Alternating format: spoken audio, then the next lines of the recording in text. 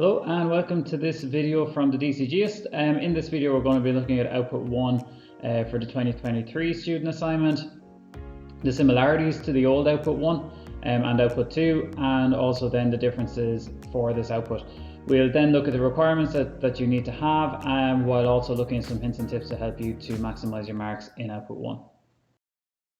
So specifically then we're going to look at the marking scheme, because that's always where you should start when you're doing any output, so that you know what you're being asked to do. We'll then look at Output 1 page 1 and Output 1 page 2 separately, because they're looking at two different things. So on Output 1 page 1 we'll be looking at research for your design, and then Output 1 page 2 we're going to be comparing two artifacts to each other. Then within the Output 1 page 1 section we're going to look at what you need to put in Output 1 page 1, how you should reference your research sources, which is a really important part of the project. An example of a keyword that you would put onto Output 1 page 1, and then I'll suggest a layout that you can use for your Output 1 page 1. Then we'll go on and have a look at Output 1 page 2. So what do you need to put on Output 1 page 2? How do you choose the two artifacts that you're going to compare to each other? Because each one has different requirements that we need to fulfill. And then I'll suggest a layout for Output 1 page 2 that you could use for your student assignment. In the marking scheme then you'll see that I have down here in the bottom we have the pre-2022 Output 1 and Output 2 marking schemes, and you'll see that they're separate. But this year for 2023, Output 1 and Output 2 are combined. But what you'll see here is that I've just highlighted what you're being asked to do. So first of all, Output 1 this year is called Design Research and Design Feature Comparison, which you'll see used to be Design Research Output 1 and Design Feature Comparison Output 2. And you'll see then that they've just taken the sentences straight out of the old marking scheme there and just put them together for this output. And then the effective layout and presentation of the information remains the same in both. Okay. What you'll see before as well is that it used to be worth 30 marks altogether, and again it's still worth 30 marks. Okay, so when you're thinking about what you need to do in terms of your marks, you'll see here again that the marking scheme is going to be pretty much the same. So where we have 13 to 15 marks, you're going to have an extensive range of relevant criteria considered with excellent presentation, and then 0 to 3 at least one criterion considered poor presentation. Okay, so from best down to worst. And then the same for the design feature comparison. So when it's corrected, it will be corrected in the same way as it used to be. It's just all been lumped in as one number in this new student assignment layout. What's also different is that this year this is going to be in 2 pages. So it's 2 pages this year, whereas each one of these last time, so in the previous version, would have been 4 pages altogether. Okay, so this is one of the places where they're taking pages out, but the marks are staying the same. Okay, so 2 pages altogether now. It used to be 2 pages for Output 1 and 2 pages for Output 2. So what do you need to put on Output 1 page 1? You're going to have 9 keywords that are taken from your student assignment brief.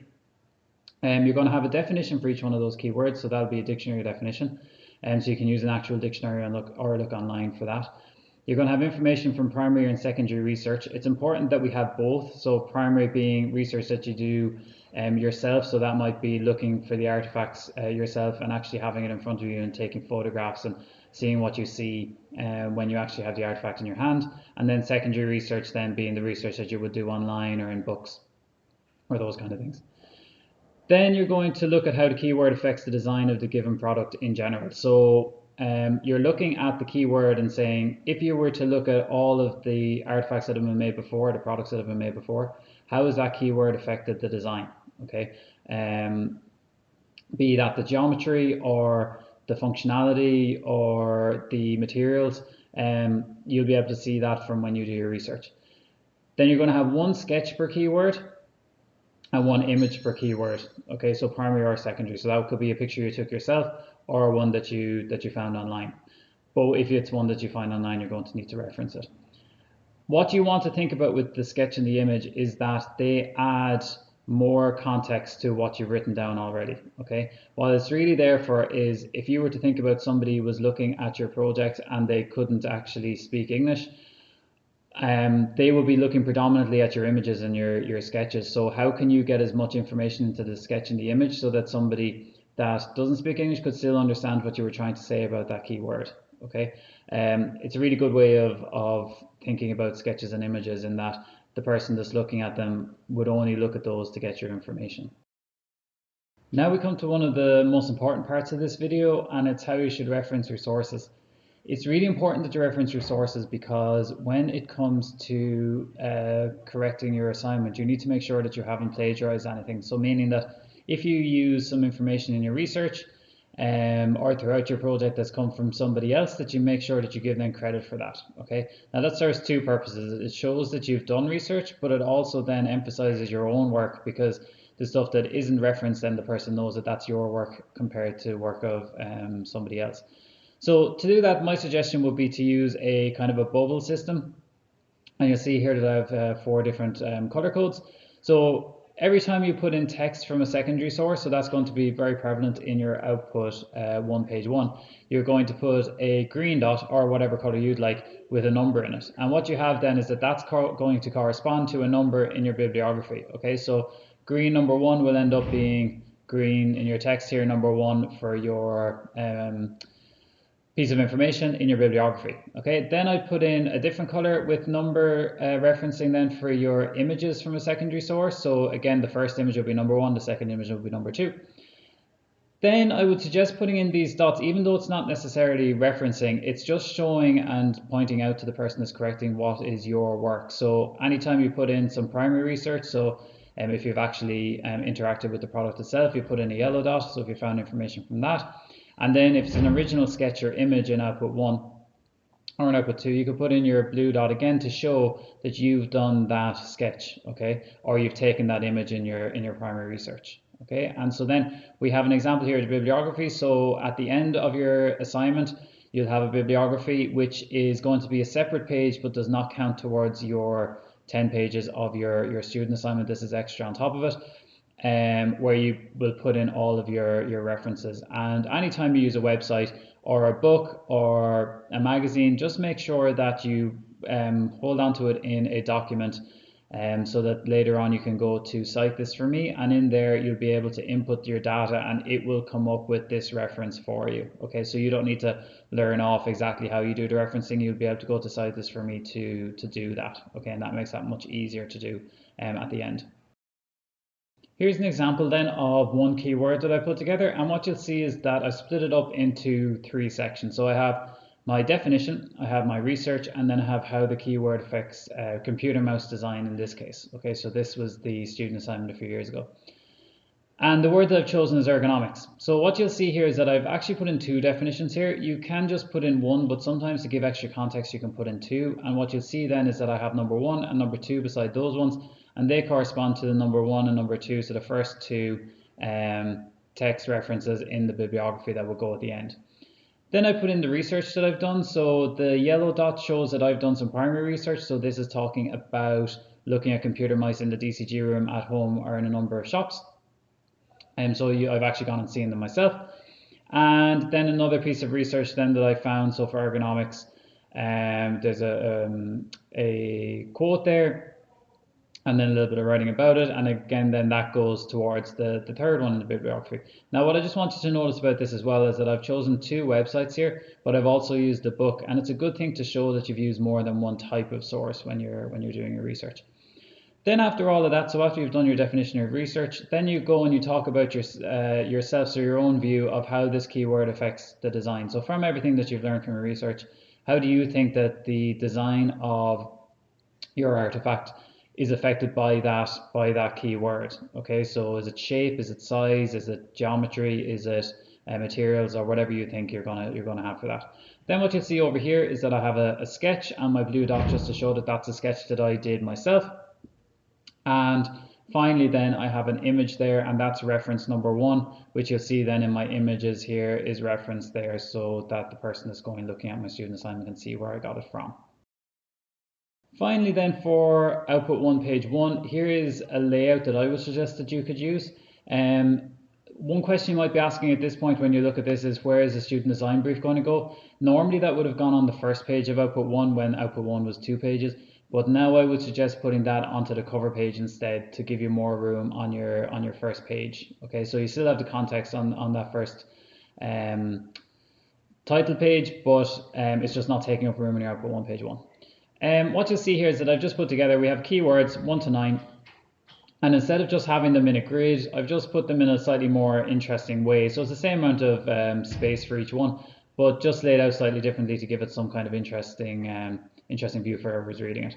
And this is based all around the proportions of an A3 page. Okay. The other thing you'll notice is that I've put in here my kind of title card up in the top corner, which will be the same on all of the different pages, which includes your exam number, the output number, and then the page number if that's relevant for that as well. Okay, and that'll be consistent throughout your project to help you to kind of keep it looking as though it's the same piece of work, which obviously it is, but you want to make sure it's consistent to get those marks for your layout.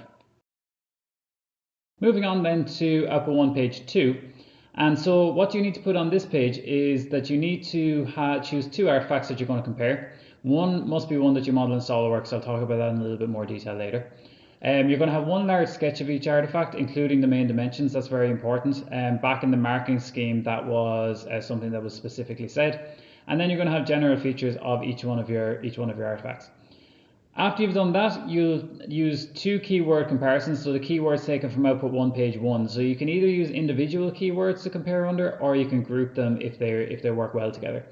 You'll have a short paragraph about how the keyword is exhibited in each artifact. You'll have a sketch of each artifact which demonstrates the points that you made, so again specific to that keyword, and then a short verdict paragraph explaining which artifact is better and why. Okay, so which one is better in that particular keyword and why you think that's the case. Then at the end you'll have a table showing graphically which artifact won each category. So what you'll end up in the end is that you might have it that one artifact has won 2 out of the 4 or ones after winning 3-1. And what you'll then do is write a short paragraph explaining which artifact is better overall. So taking into account the keyword comparisons plus your own view, which one of the artifacts do you think is better? Okay, now one thing to bear in mind in this part is even if one artifact was to have won 3 and the other one has won 1, you could still say that the one that has won 1 is better, because overall there's other things that you've seen that you think make that the better artifact for the one that you're looking at. The next question then that you might ask is, how do you choose the 2 artifacts? So the first artifact is a really important one because you're going to be modeling that artifact in SOLIDWORKS. Okay, so we have to think a lot about that one. So it must have 5 to 10 parts, which is in the design brief. It must be complex enough to demonstrate your SOLIDWORKS skills, but not too difficult that you won't be able to model it effectively. So there's an in-between there that your teacher should be able to help you with to see just enough that you can demonstrate the skills, but not too much that it's too difficult. And that's the same as it used to be in output 1 or output 2 in the pre-2022 student assignment. Then artifact 2, you won't be modeling that. So you will not be modeling the artifact 2 on SOLIDWORKS. Okay, so we can be a bit more free with that one. And really what you want to do is you want to try to make it as different from artifact 1 as possible, because you're going to be comparing the 2. Okay, and you want to have enough information to talk about. That's the most important thing. You must be able to find sufficient information about that artifact, so the size, the internal technology, the materials, etc. So you need to be able to find sufficient information so that you can actually compare. If you don't know what it's made out of or what the technology is or the size of the materials, then it's very hard to actually compare because you don't know that information. Then if there's a time aspect to the brief, then you want to find an artifact from a different era. Okay, so that's just something to check in your design brief. So is there a time aspect in that? And again, that's the same as it was in the pre-2022 output 2. Okay, so no changes with that. Finally then, how would I suggest that you lay out output 1 page 2? So with this, what I would say is that first of all, you're going to have your title up in the top corner, again, to keep that consistency with the first page. Then I will put in your large sketches and your general information, and in there including the main dimensions as it asks for in the brief. Then you'll have your keywords. Now one thing to remember with this is that because of the way that English is written, we tend to read a page from the top left to the bottom right. So when you're laying out your pages, just think about that and put in what you want people to read first in the top left, working down to the bottom right. Okay, so we start off with a keyword group 1. So that can be either a keyword or a group of keywords from output 1. A keyword or group 2, again a singular keyword or a group of them from output 1. Then for your third one and your fourth one. And with each one of those, you'll have a verdict where there's a winner from either your first or your second artifact, and then you'll have your overall verdict. Okay, and in your overall verdict, then you'll have your checkboxes as to who won each, and your paragraph explaining which one you think is better and why. And once again, this is based on the proportions of an A3 page. Thanks for listening then. I hope you found this video useful, and if you did, hit a like and subscribe. And don't forget to share this with your classmates who are doing this student assignment as well. You can find more videos on my channel or on www.thedcgist.com. Good luck with your output 1, page 1 and page 2, and hopefully I'll see you back here for output 2.